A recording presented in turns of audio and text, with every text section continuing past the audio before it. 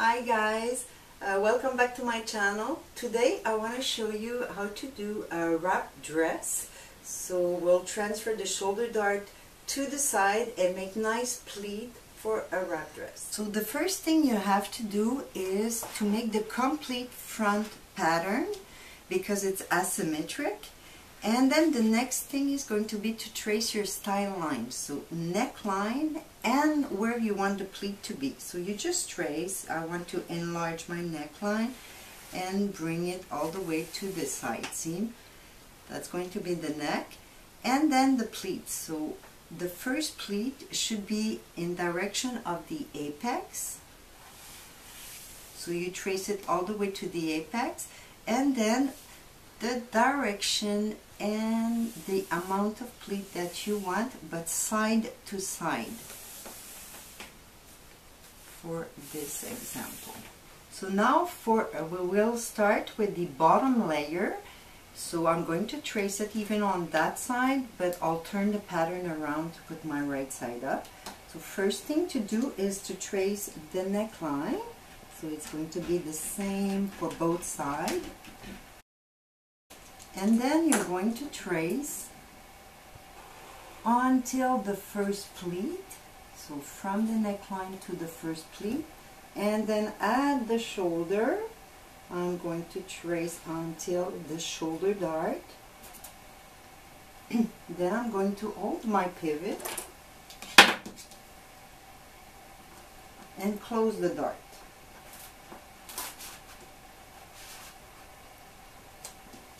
Then I will continue tracing until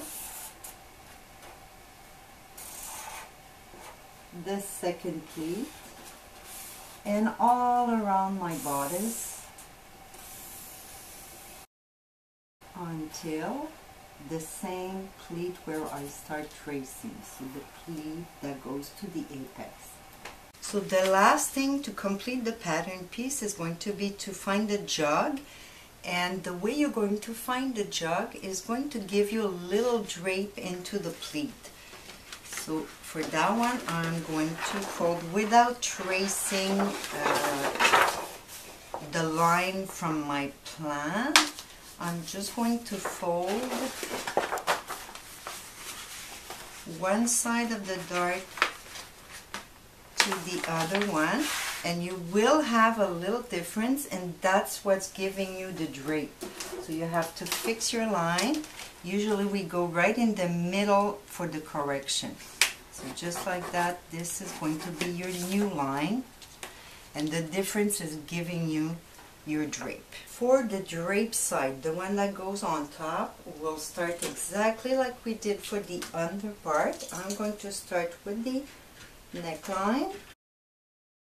And also I'm going to trace until the first pleat, and at the shoulder I'm going to trace until first notch of the dart. Again, hold the pivot. Remember, they have to be the same on top. So hold the pivot, close the shoulder dart, and then this time I'm going to continue tracing until the next pleat. So this is where the pleat die.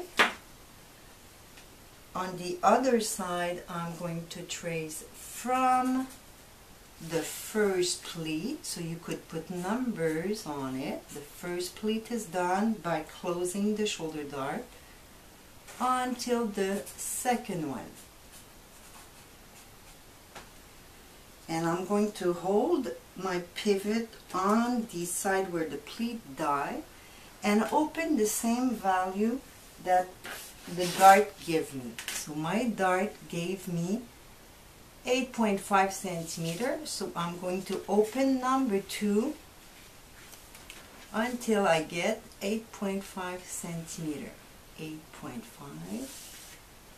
So they're going to have the same value.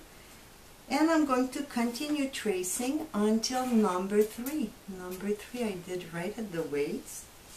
Both sides I have to trace, so until number 3, where the pleat dies. Hold the pivot on my number 3, and open again 8.5 centimeter.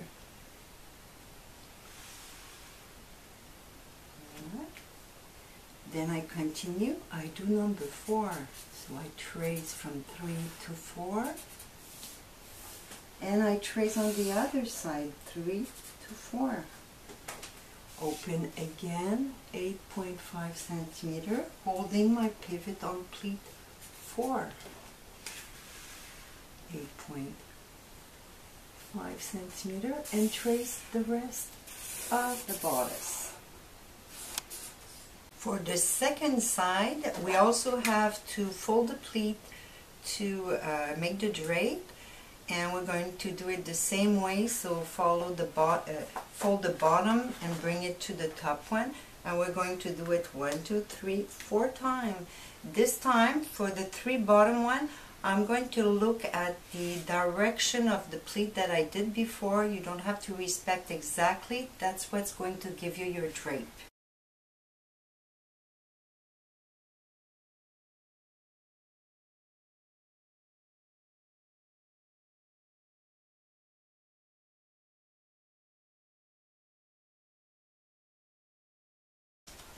So now you manage to have all your pleat fold, and you could do the line correction.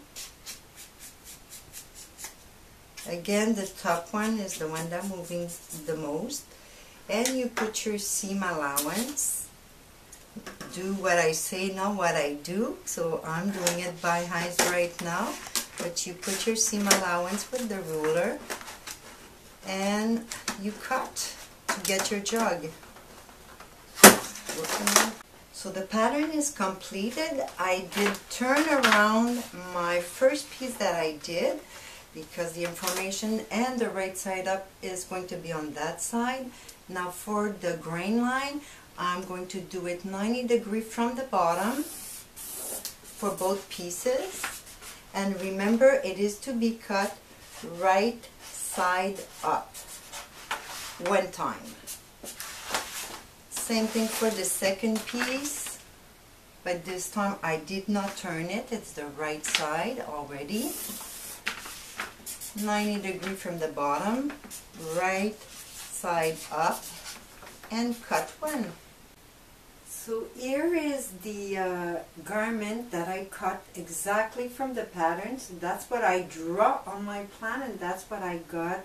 So you notice that the pleat, they die a little before the end because of the 3D of the body, but the direction is pretty much what we draw, except it's a little smoother round because we change a little the direction of the pleat before. So now we're going to go back to the plan, and I'll tell you the important thing not to miss. So from the plan, you could see that I had dart. I just traced them. You didn't see them before. And I did not use them because there's no way you could pivot those dart. The diamond-shaped dart cannot be pivot. I just left them there, so it gives you a semi-fitted garment. If you want less loose at the waist, for example, you could always change your side seam before doing your pivoting, but I would say don't remove more than half of your dart on the side seam because it's going to be pointy. Besides that, like mine, I just forgot about my dart. The important thing to do when you do trace your style line, first the neckline, you have to go below the pivot level. So below as much as you want. It's going to be a décolleté at the neck, less or more depending on your style line. And the first pleat should be going to the apex on the other side. So my first pleat goes there. The rest is up to you for the style. You could do as many as you want. If you I have an elongated bodice, but if you're doing in the dress, it could go all the way down to the bottom of your dress. The other thing is the depth of the pleat that you're creating.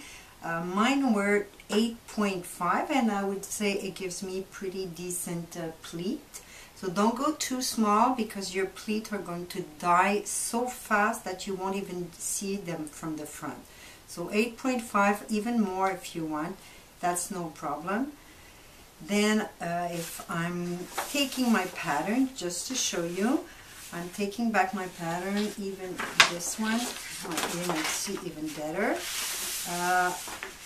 If you don't want this excess of fabric, the excess of the pleat, you could always empty your pleat and sew them for a little while. And the way to sew them, so I will show you right here. I'm just going to trace both sides of the pleat. So you see both sides of the pleat. So you could say I'm going to sew them for 5 cm, for example, until there. You put your punch hole for the sewing a centimeter higher inside and 3 millimeter in. So these will be your guide for sewing if you want to sew for a little while. And like I was saying, if you want to empty your pleat, this area where you have the side seam, you could keep just a seam allowance instead of having punch hole. So you could just take off the inside of the pleat and just finish it as a point. It would look like, so if I cut and I just keep my seam allowance, I don't need the punch hole, and it would just look like that. And you just come and sew straight until, again, about 1 centimeter from the corner and all the way to there.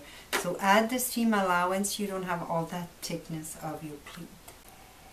I hope you enjoyed this video. Don't forget to subscribe to my channel, and I see you next time.